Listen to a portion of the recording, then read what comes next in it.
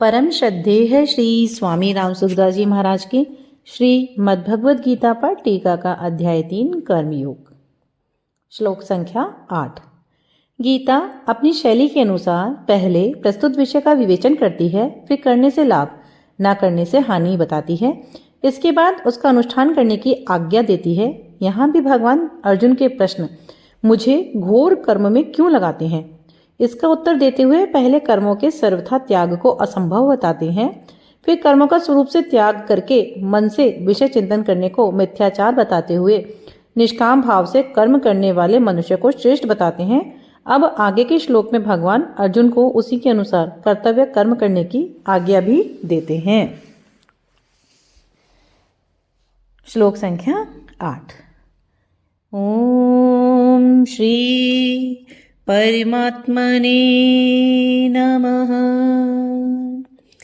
नियतं कुरु कर्म त्वं कर्म ज्यायो यकर्मणः शरीरयात्रापि च ते न प्रसिद्धयेद कर्मणः।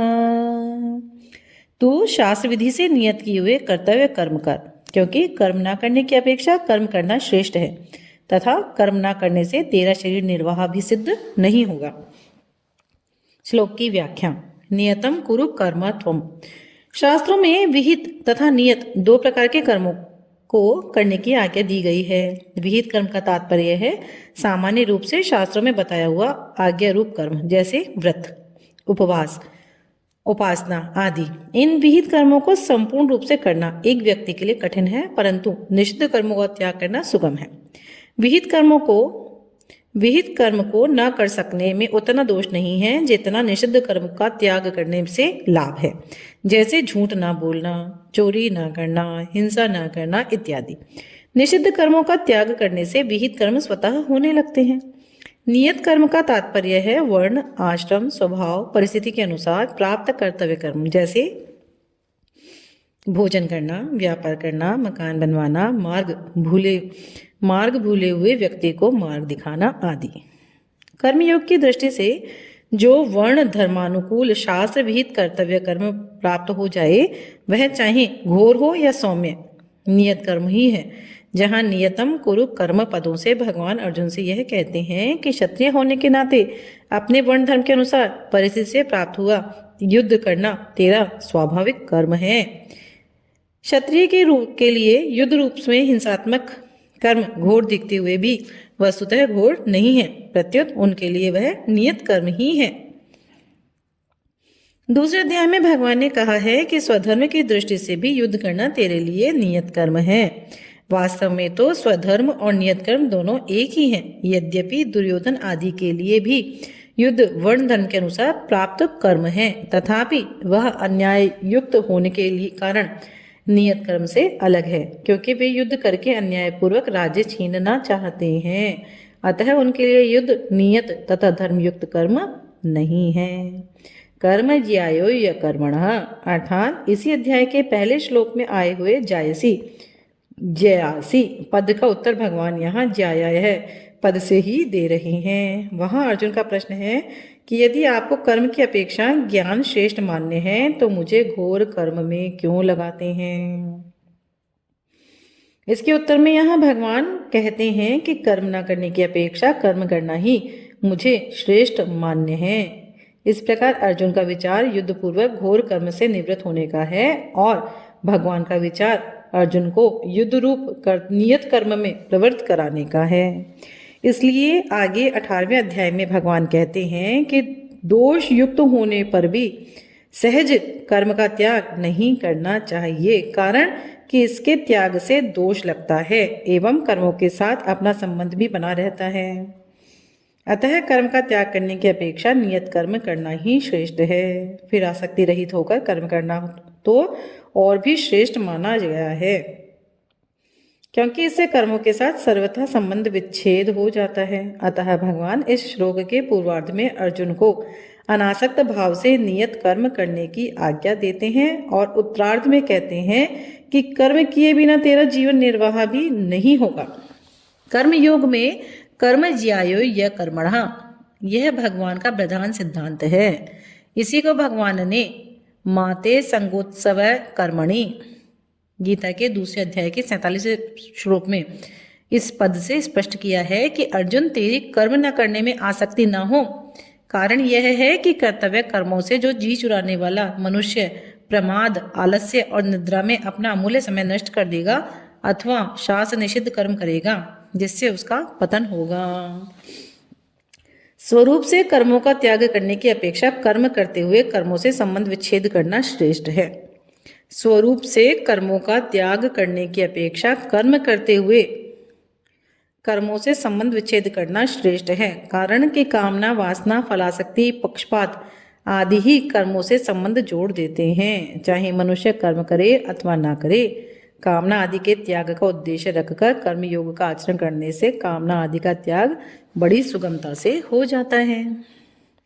शरीर यात्रापि चते न प्रसिद्धेद कर्मणः, अर्थात अर्जुन के मन में ऐसा भाव उत्पन्न हो गया था कि अगर कर्म ही ना करें तो कर्मों से स्वतः संबंध विच्छेद हो जाएगा। इसलिए भगवान नाना प्रकार की युक्तियों द्वारा उनको कर्म करने के लिए प्रेरित करते हैं। उन्हीं युक्ति में से एक इस युक्ति का वर्णन करते हुए भगवान कहते हैं कि अर्जुन तुम्हें कर्म तो करना ही पड़ेगा। अन्य की तो बात ही क्या है, कर्म किए बिना तेरे जीवन निर्वाह, तेरा शरीर का निर्वाह, खाना पीना आदि भी असंभव हो जाएगा। जैसे ज्ञान योग में विवेक के द्वारा संसार से संबंध विच्छेद होता है, ऐसे ही कर्म योग में कर्तव्य कर्म का ठीक ठीक अनुष्ठान करने से संसार से संबंध विच्छेद हो जाता है। अतः ज्ञान योग की अपेक्षा कर्म योग को किसी भी प्रकार से कम नहीं मानना चाहिए। कर्मयोगी शरीर को संसार का ही मानकर उसको संसार की सेवा में लगा देता है, अर्थात शरीर में उसका अपना कोई अपनापन नहीं रहता। वह स्थूल, सूक्ष्म और कारण शरीर की एकता क्रमशः स्थूल, सूक्ष्म और कारण संसार में से करता है, जबकि ज्ञान योगी अपनी एकता ब्रह्म से करता है। इस प्रकार कर्मयोगी जड़ तत्व की एकता करता है और ज्ञान योगी चेतन तत्व की एकता करता है। साधन संबंधी मार्मिक बात। अर्जुन की कर्मों से अरुचि है, उनके मन में कर्म ना करने का आग्रह है। केवल अर्जुन की ही बात नहीं है, प्रत्युत पारमार्थिक मार्ग के अन्य साधक भी प्राय इस विषय में ऐसी ही बड़ी भूल करते हैं। यद्यपि उनकी इच्छा साधन करने की रहती है और साधन करते भी हैं, तथापि वे अपनी मनचाही परिस्थिति, अनुकूलता और सुख बुद्धि भी साथ में रखते हैं, जो उनके साधन में महान बाधक होती है। जो साधक तत्व प्राप्ति में सुगमता ढूंढता है और उसे शीघ्र प्राप्त करना चाहता है, वह वास्तव में सुख का रागी है, न कि साधक प्रेमी है। जो सुगमता से तत्व प्राप्ति चाहता है उसे कठिनता सहनी पड़ती है, और जो शीघ्रता से तत्व प्राप्ति चाहता है उसे विलंब सहना पड़ता है। कारण कि सुगमता और शीघ्रता की इच्छा करने से साधक की दृष्टि साधन पर न रहकर फल पर चली जाती है, जिससे साधन में उकताहट प्रतीत होती है और साध्य की प्राप्ति में विलंब भी होता है। जिसका यह दृढ़ निश्चय या उद्देश्य है कि चाहे जैसे भी हो मुझे तत्व की प्राप्ति होनी ही चाहिए, उसकी दृष्टि सुगमता और शीघ्रता पर नहीं होती। तत्परता के साथ कार्य में लगा हुआ मनस्वी जब अपने उद्देश्य की पूर्ति के लिए कमर कसकर लग जाता है, तब वह सुख और दुख की ओर नहीं देखता। साधक की तो बात ही क्या है, एक साधारण लोभी मनुष्य भी दुख की ओर नहीं देखता। प्राय देखा जाता है कि पसीना आ रहा है, भूख प्यास लगी है, शौच जाने की आवश्यकता जान पड़ती है, फिर भी यदि माल की विशेष बिक्री हो रही हो, पैसा आ रहा हो, तो लोभी व्यापारी सब कष्ट सह लेता है। ठीक लोभी व्यक्ति की तरह साधक की साध्य में निष्ठा होनी चाहिए। उसे साध्य की प्राप्ति के बिना चैन से ना रहा जाए। जीवन भार स्वरूप प्रतीत होने लगे, खाना पीना आराम आदि कुछ भी अच्छा ना लगे, उसके हृदय में साधन का आदर और तत्परता रहे। साध्य का प्राप्त करने की उत्कंठा होने पर देरी तो ऐसे होती है, पर जल्दी प्राप्त हो जाए यह इच्छा नहीं होती। उत्कंठा दूसरी बात है एवं शीघ्र मिलने की इच्छा दूसरी बात। आसक्ति पूर्वक साधन करने वाला साधक मन में सुख भोग करता है और उसको विलंब या बाधा लगने से उसे क्रोध आता है एवं साधन में दोष दृष्टि करता है। परंतु आदर और प्रेम पूर्वक साधन करने वाला साधक साधन में विलंब या बाधा लगने पर आर्त भाव से रोने लगता है और उसकी उत्कंठा और तेजी से बढ़ती है। यहाँ यही शीघ्रता और उत्कंठा में अंतर है। शीघ्रता में साधक का सुख सुविधा का भाव रहता है कि तत्व प्राप्ति शीघ्र हो जाए तो पीछे आराम करेंगे। इस प्रकार फल की ओर दृष्टि रहने से साधन का आदर कम हो जाता है, परंतु उत्कंठा में साधक अपने साधन में ही आराम मानता है कि साधन के सिवाय और करना ही क्या है, इससे बढ़िया और काम ही क्या है कि जिसे किया जाए। अतः यही काम करना है, चाहे सुगमता से हो, कठिनता से हो, शीघ्रता से हो या फिर देरी से। इसलिए उसकी पूरी शक्ति साधन में लग जाती है, जिससे उसको शीघ्रता से तत्व प्राप्ति हो जाती है। परंतु शीघ्रता से सिद्धि चाहने वाला साधक साध्य की प्राप्ति में देरी होने पर निराश भी हो सकता है। अतः साधक को साध्य से भी अधिक आदर साधन को देना चाहिए। जैसे कि माता पार्वती ने कहा है कि जन्म कोटि लगी रगर हमारी, बरौ शंभु न तो रहूं कुंवारी। तजौ न नारद कर उपदेशु, आपू कहि सत बार महीसु। माता पार्वती के भावों में शीघ्रता नहीं है, इनमें तो साधन को साध्य से भी अधिक आदर दिया गया है।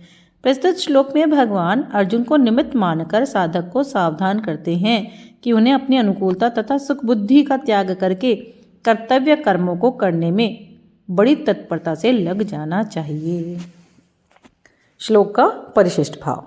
निष्काम भाव से कर्म करने वाला कर्म योगी केवल स्वरूप से कर्मों का त्याग करने वाले से अथवा सकाम भाव से कर्म करने वाले से ही श्रेष्ठ नहीं है, प्रत्युत ज्ञान योगी से भी श्रेष्ठ है। इसलिए भगवान प्रस्तुत प्रकरण में निष्काम भाव से कर्म करने पर विशेष जोर देते हैं। श्लोक संख्या 8 अध्याय 3 कर्मयोग यहाँ पूर्ण होता है। इति श्री।